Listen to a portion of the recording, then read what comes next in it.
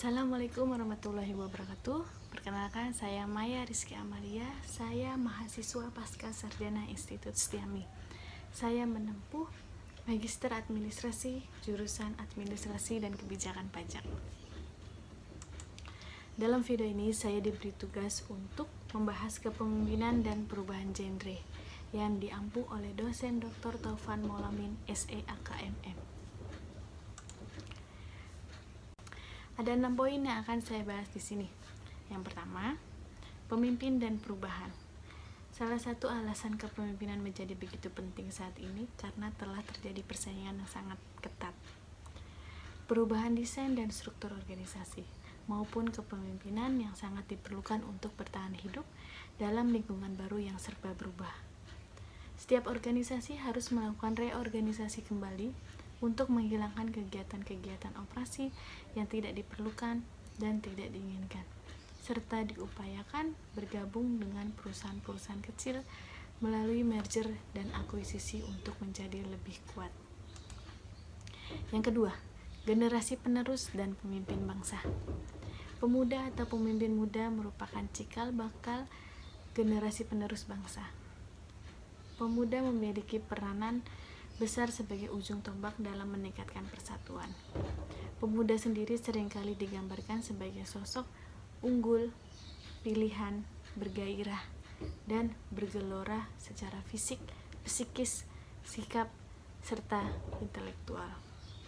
Pemuda juga hampir selalu menempati peran yang sangat strategis dari setiap peristiwa yang ada.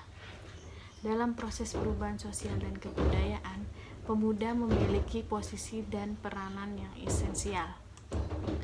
Pemimpin muda sebagai elemen utama penerus bangsa tentunya merupakan kesatuan yang sangat penting untuk memajukan dan menjalankan kehidupan bangsa di masa mendatang.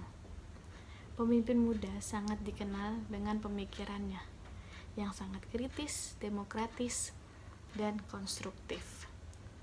Suara-suara pemimpin muda biasanya dianggap sebagai realita sosial yang ada di lingkungan masyarakat, sehingga sangat pantas jika dianggap sebagai roda penggerak bangsa. Hal ini menjadi tantangan tersendiri yang harus secepatnya kita selesaikan, sehingga pemimpin muda dapat kembali berperan aktif dalam mempersiapkan diri untuk sebuah perubahan dan menata kembali bangsa ini sehingga menjadi bangsa yang mampu menjamin kesejahteraan masyarakatnya. Kepemimpinan pada genre muda harus terus digelorakan guna mempersiapkan para kader-kader dan anak-anak bangsa yang senantiasa siap untuk mengambil peran dalam pembangunan bangsa ke depan melalui pembinaan, pelatihan, dan pendidikan yang dilakukan pemuda itu sendiri sejak dini.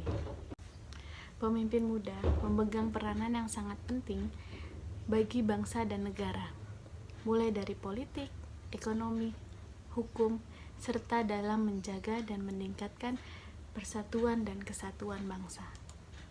Yang ketiga, peran pemimpin generasi muda dalam kehidupan bangsa.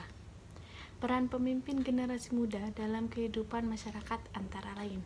Yang pertama, peran sosial.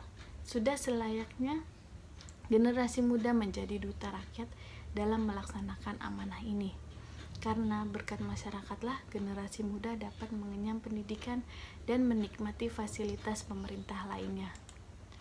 Yang kedua, peran menghapuskan praktek politik kotor secara simultan dan mendalam hingga berakibat pada kesengsaraan bagi masyarakat. Begitu karena ulah politikus yang tidak bertanggung jawab terhadap amanah yang diembannya dan serakah akan kursi yang terjadi di antara para pejabat negara. Makin memperburuk citra Indonesia menjadi bangsa yang beradab. Yang ketiga, peran kultural. Di sini meliputi kultur akademik dan moral. Kedua kultur inilah yang akan melengkapi kebesaran eksistensi generasi muda sebagai duta masyarakat ketika menjalankan peran sosial dan politik. Prestasi seharusnya sudah menjadi kultur generasi muda sebagai insan terpelajar. Dengan prestasi, bangsa ini akan diakui oleh dunia sebagai bangsa yang besar dan tangguh, dan dengan prestasi perkembangan teknologi tercipta. Karena ilmu pengetahuan adalah yang utama, tetap moral lebih utama. Dalam rangka meningkatkan persatuan dan kesatuan bangsa, generasi muda juga mempunyai peran yang sangat penting. Pembahasan yang keempat adalah pengembangan organisasi. Faktor perubahan dapat terjadi karena dua faktor, yaitu faktor internal dan faktor eksternal. Yang pertama kita bahas di faktor internal. Adalah segala keseluruhan faktor yang ada di dalam kelompok, di mana faktor tersebut dapat mempengaruhi kelompok dan kegiatan kelompok.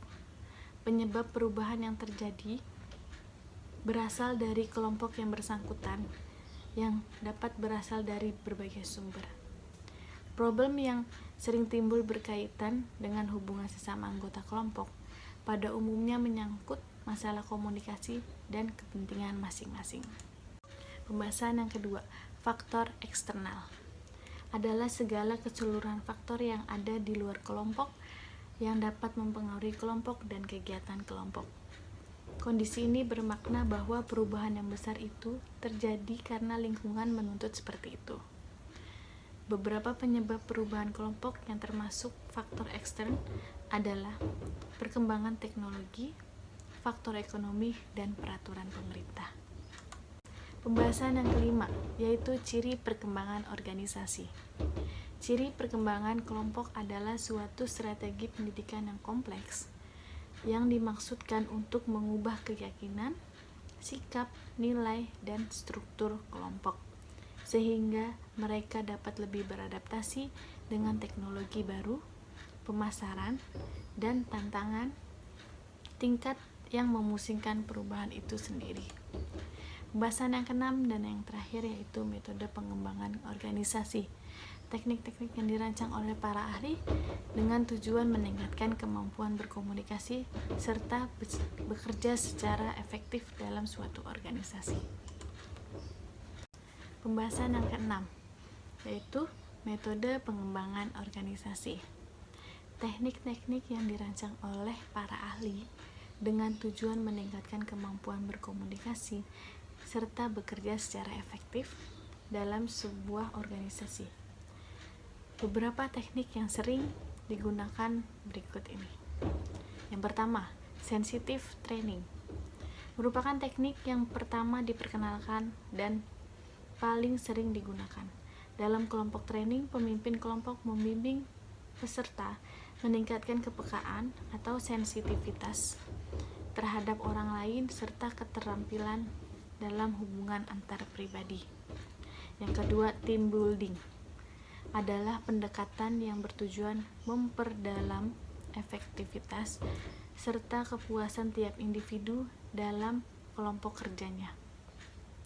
Yang ketiga, survei feedback, yaitu teknik yang tiap peserta diminta menjawab kuesioner yang dimaksud untuk mengukur persepsi serta sikap mereka. Yang keempat, transaksional analisis. Teori ini mengajarkan cara menyampaikan pesan yang jelas dan bertanggung jawab. Yang kelima, intergroup activities, yaitu peningkatan hubungan baik antar kelompok. Yang keenam, proses konsultasi, yaitu konsultan mengamati komunikasi, pola pengembangan keputusan, gaya kepemimpinan, metode kerjasama, dan pemecahan masalah dalam tiap unit kelompok. Yang ketujuh, GRIP, yaitu metode yang mengevaluasi gaya kepemimpinan yang kurang efektif menjadi gaya kepemimpinan yang ideal. Yang kedelapan, ada third party peacemaking, yaitu konsultan berperan sebagai pihak ketiga yang memanfaatkan berbagai cara menangani permasalahan. Baik, sekian yang dapat saya sampaikan dalam video kali ini tentang pembahasan kepemimpinan dan perubahan genre. Jangan lupa like dan subscribe video ini. Terima kasih. Wassalamualaikum warahmatullahi wabarakatuh.